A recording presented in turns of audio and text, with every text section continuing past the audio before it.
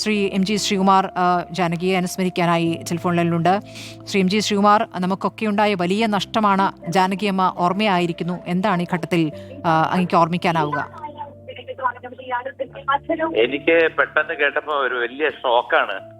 കാരണം ഞാനൊരു ഫംഗ്ഷനിൽ ഇരിക്കുകയാണ്. പക്ഷെ ഇത് പെട്ടെന്ന് വിളിച്ച് നിങ്ങൾ റിപ്പോർട്ടർ ചാനലിൽ നിന്ന് ഈ കാര്യം പറഞ്ഞപ്പോ സത്യത്തിൽ ഞാനൊരു 2-3 ദിവസം മുമ്പ് വരെ അമ്മ വീട്ടിലിങ്ങനെ പേരക്കിടാങ്ങളും എല്ലാവരുമായിട്ടിരുന്ന് എൻജോയ് ചെയ്യുന്നതാണ് കണ്ടത്.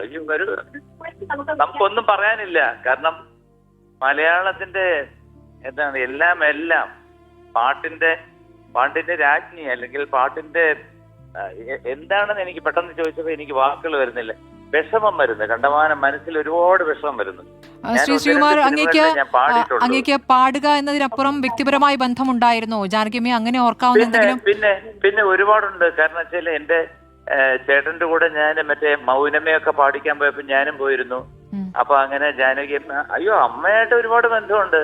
പിന്നെ അമ്മയായിട്ട് ഞാനൊരു ഷോയ്ക്ക് ഞാൻ റിക്വസ്റ്റ് ചെയ്ത് അകലെ നീലാകാശം പാടണമെന്ന് പറഞ്ഞ് പാടി. അതൊക്കെ ഓരോ നിമിഷങ്ങളും എനിക്ക് എപ്പോഴും എന്റെ മനസ്സിൽ പിന്നെ തിളങ്ങി നിൽക്കുകയാണ്. കാരണം വേറൊന്നുമല്ല, എനിക്ക് പറയാൻ വാക്കുകളൊന്നും വരുന്നില്ല കേട്ടോ. ഒരുപാട് വിഷമമാണ് മനസ്സിൽ വരുന്നത്. കാരണം വേറൊന്നുമല്ല, എത്ര പാട്ടുകളെന്ന് നമ്മളൊന്ന് ആലോചിച്ച് നോക്കി, എത്ര പാട്ടുകളാണ്. അതാണ്, പ്രായമൊട്ടും ആ ശബ്ദത്തെ ബാധിച്ചിരുന്നില്ല. എന്നിട്ടും 2017 പാട്ട് നിർത്തുന്നു എന്ന് പറയുകയായിരുന്നു. അതൊക്കെ നമുക്കൊരു വലിയ നഷ്ടമാണ് അല്ലേ? 100%. ഒന്ന് ആലോചിച്ച് നോക്കൂ, ജാനകിയമ്മ പാടിയ പാട്ടുകള് ഇപ്പോഴും റിയാലിറ്റി ഷോയിൽ ഓരോ കുട്ടികൾ വന്ന് പാടുമ്പോൾ ഞങ്ങൾ പറയുന്നത് ആ ജാനകിയമ്മ പാടുന്നതിന്റെ ആ ഭംഗി. കാരണം ഒരു മലയാളി അല്ലാതിരുന്നിട്ടും ആ വാക്കുകളുടെ ഉച്ചാരണം, അതുപോലെ തന്നെ ആ പാടുന്നതിന്റെ ഡൈനാമിക്സ്, അതൊക്കെയെന്ന് പറഞ്ഞാൽ ഇപ്പോഴും നമുക്കൊരു ലൈബ്രറിയാണ്. ജാനകിയമ്മ എന്ന് പറയുന്ന ഒരു വികാരമാണ്. മലയാളിയുടെ ഒരു രാജ്ഞിയാണ് ജാനകിയമ്മ. ശ്രീകുമാർ, വേറൊരു കാര്യം കൂടി, ശാസ്ത്രീയ സംഗീതം അഭ്യസിച്ചിട്ടില്ലാത്ത ഒരു ഗായിക കൂടിയാണ്. നമുക്കത് അത്ഭുതമാണ് അല്ലേ? 100%. അത് ദൈവം കൊടുത്തൊരു വരവാണ്.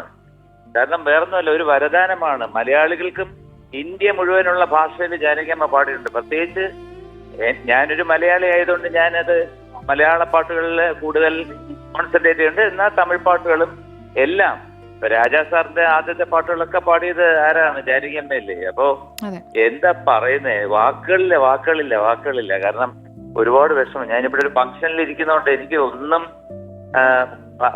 പറയാനുള്ളൊരു ശരിയാണ്. ഓർത്തെടുക്കാൻ ഇപ്പോൾ ഒരു ബുദ്ധിമുട്ടുണ്ടാവും, മനസ്സിലാക്കുന്നു ശ്രീ എം ജി ശ്രീകുമാർ. വളരെ നന്ദി ഈ ഘട്ടത്തിൽ ഞങ്ങളോട്. എന്റെ വിഷമം എന്ന് പറഞ്ഞു കഴിഞ്ഞാൽ എനിക്ക് പറഞ്ഞറിയിക്കാൻ പറ്റാത്ത അത്രയും വിഷമമുണ്ട്. കാരണം ഏകദേശം 10-25 വർഷമായിട്ട് ഈ റിയാലിറ്റി ഷോയിൽ ഇരിക്കുമ്പോൾ ജാനകിയമ്മയുടെ പാട്ട് വരുമ്പോൾ ഞങ്ങൾക്കെല്ലാം ഒരു ഉണർവാണ്.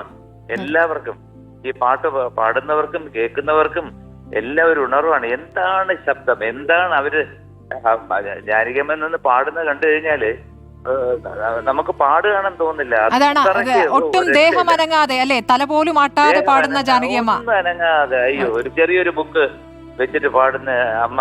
എന്നെ വലിയ ഇഷ്ടമായിരുന്നു. എപ്പോ കണ്ടാലും ചോദിക്കും, രാധാകൃഷ്ണൻ സാർ എപ്പടി ഇരിക്കുക എന്നൊക്കെ ചോദിക്കും.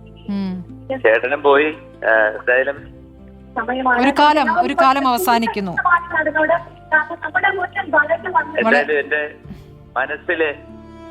മനസ്സിലുള്ള ദുഃഖം ഞാൻ എല്ലാവരുമായിട്ട് പങ്കുവെക്കുന്നു.